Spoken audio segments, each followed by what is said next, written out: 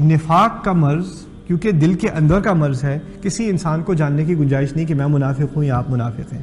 اور ہمارے ہاں کیونکہ یار یہ بڑا منافق انسان ہے، بڑی آسانی سے ہم کہتے ہیں.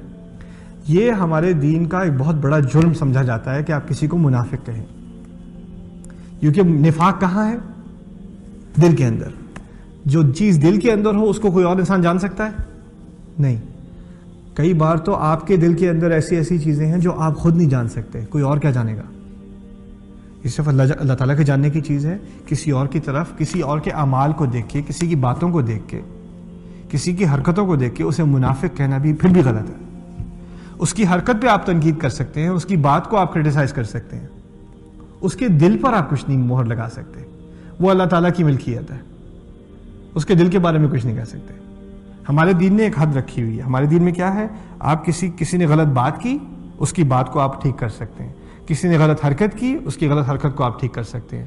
لیکن اس کی باتوں اور اس کی حرکتوں کو دیکھ کے اگر آپ یہ کہیں کہ یہ منافق ہے یا یہ کافر ہے، یہ حق آپ کو نہیں دیا ہمارے دین میں. یہاں تک کہ کوئی چوری کرتا ہے تو دین میں کیا حد تھی؟ ہاتھ کاٹنے کی. اگر آپ گزر رہے ہیں مارکیٹ میں اور کسی آدمی کا ہاتھ کٹا ہوا ہے گزرا آپ کے سامنے سے، کیا کہیں گے؟ یہ منافق، دیکھو ذرا اپنے آپ کو مسلمان کہتا ہے، چوری کی ہے. نہ. اس کی توبہ آپ کو نہیں پتا. شاید ایسی ہو کہ پورے شہر سے اس کی توبہ بڑی ہو، آپ کو کیا پتا؟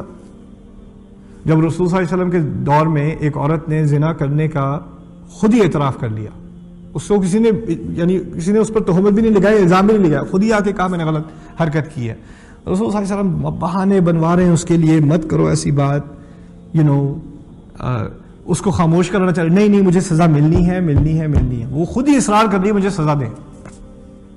جب اس پر سزا ہوئی ہے اس کی اپنی خواہش سے، تو رسول صلی اللہ علیہ وسلم فرماتے ہیں کہ اس کی توبہ ایسی تھی کہ پورا مدینے کا شہر معاف کیا جا چکا، اس ایک عورت کی توبہ.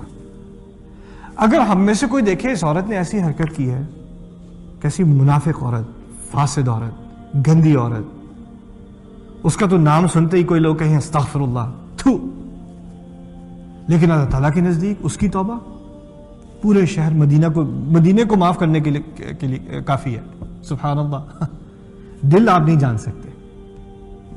دل کی جو راز ہیں دل کے، وہ صرف اللہ تعالیٰ کے لیے ہیں.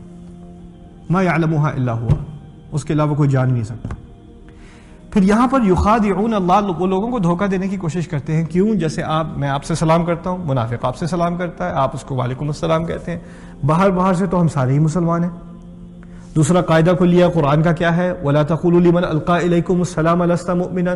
یہ ہرگز مت کہنا کہ کسی نے جس نے تمہیں سلام کیا ہو اس کے بارے میں یہ کبھی مت کہنا کہ وہ مومن نہیں ہے.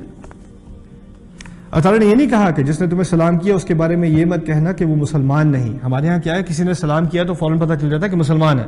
نہ.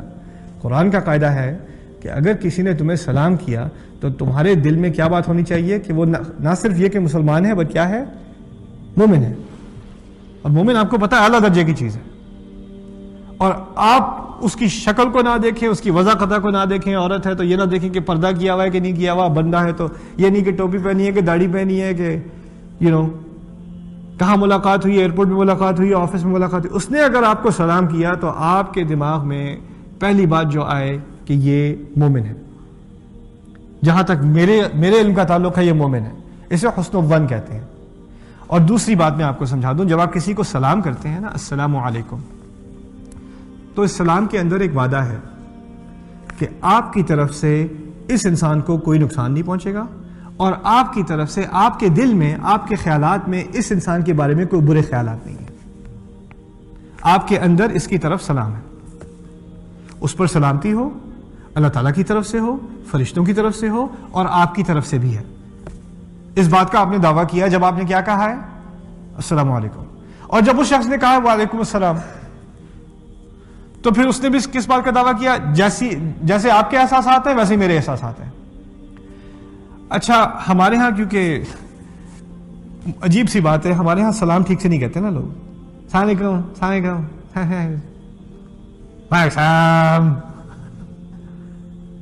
سمجھنے کی کوشش کیجئے. السلام علیکم، میں نہیں کہہ رہا کہ آپ پورے قاری بن کے السلام علیکم ورحمۃ اللہ، ٹھیک ہے السلام علیکم بھی کہہ دیں کوئی بات نہیں، جلدی میں کہہ دیں، پورا عین آپ کی حلق سے نہیں نکلتا کوئی بات نہیں، لیکن کم از کم اس کا جو لام ہے نا سلام کا السلام علیکم، وہ لام تو رکھ لو یار، وہ لام ذرا ضروری ہے، کیونکہ السلام علیکم کہتے ہیں نا جب تو وہ ایک اور کلام ہے.